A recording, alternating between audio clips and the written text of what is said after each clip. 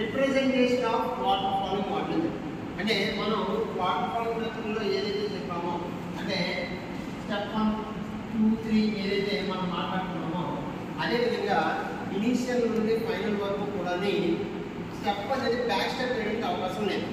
అంటే ఇనీషియల్గా మనం ఏదైతే రిక్వైర్మెంట్స్ తీసుకుంటామో దాని ప్లానింగ్, డిజైనింగ్ అండ్ అలాగే ఇంప్లిమెంటేషన్, ఫైనల్గా డిప్లామెంటేషన్ వరకు కూడా మధ్యలో డిఫరెన్స్ వస్తే బ్యాక్ స్టెప్ వేయడానికి లేదు. ఓకేనా? ఇక్కడ కూడా సేమ్ ఇది కూడా water fall method type. But వచ్చినప్పుడు ఇదేంటంటే వి మోడల్ వచ్చినప్పటికి వి షేప్లో ఉంటుంది.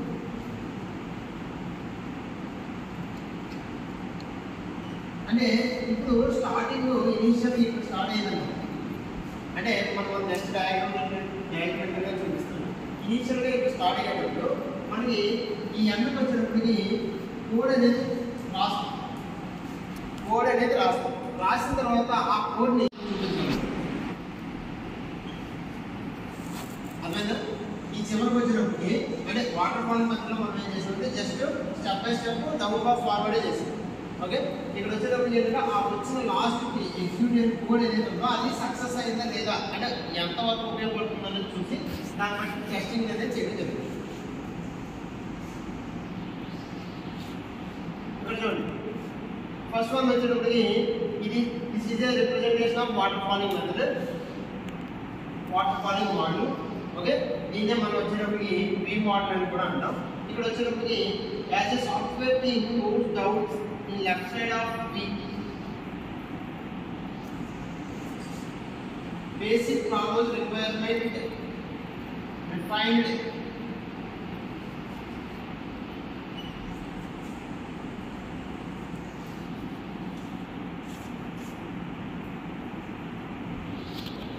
The same downwards ante inga back step pedalile but V model vachinappudu endante first requirements తీసుకున్నాం. నెక్స్ట్ వచ్చేటప్పుడు సిస్టమ్ అనాలిసిస్ ప్రాసెస్ అనేది చేయడం జరిగింది.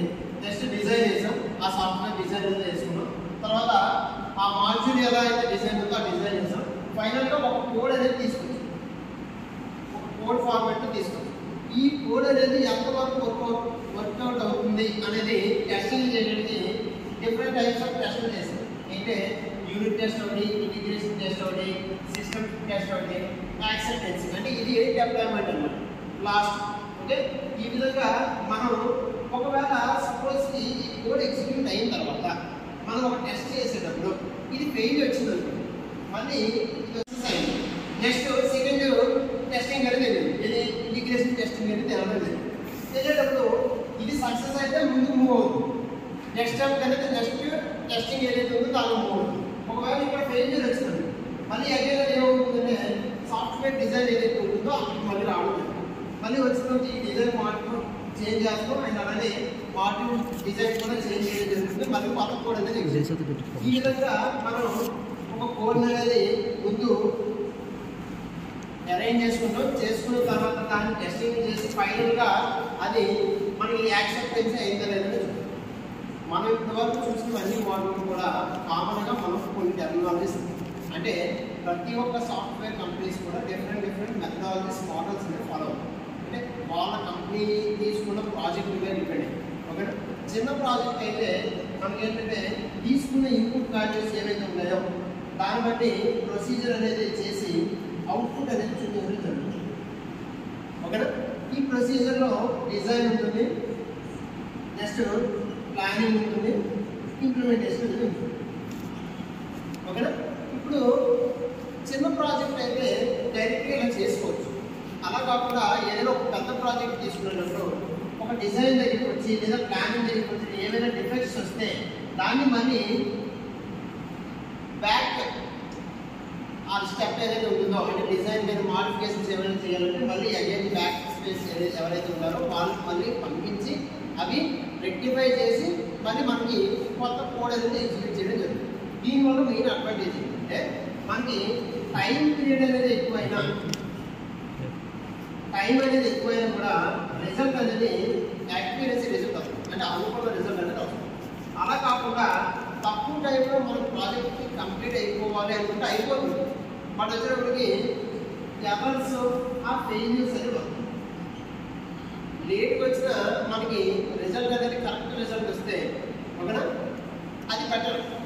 కాబట్టి ప్రతి ఒక్క కంపెనీ వాళ్ళు కూడా ఏదైనా ఒక ప్రాజెక్ట్ చేసుకునేటప్పుడు ఏ మెథడ్ మనకి సూటబుల్ అవుతుంది అన్నది ముందు చూసుకొని దాన్ని ఫాలో అవ్వడం జరుగుతుంది. ఓకే,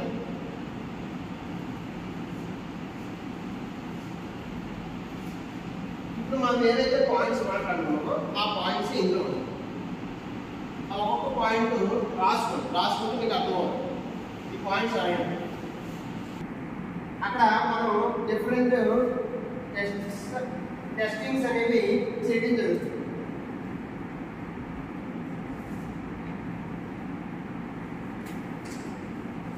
ఒకవేళ మధ్యలో ఏమైనా ఫెయిల్యూర్స్ వస్తే అవి left side move down the left side ఏదైతే బీ షేప్ లో మనం అనుకున్నామో ఎక్కడైనా ఫెయిల్యూర్ వస్తే అది మళ్ళీ లెఫ్ట్ సైడ్ మూవ్ అయ్యి మళ్ళీ కొత్త కోడ్ అనేది డిజైన్ చేయడం జరుగుతుంది.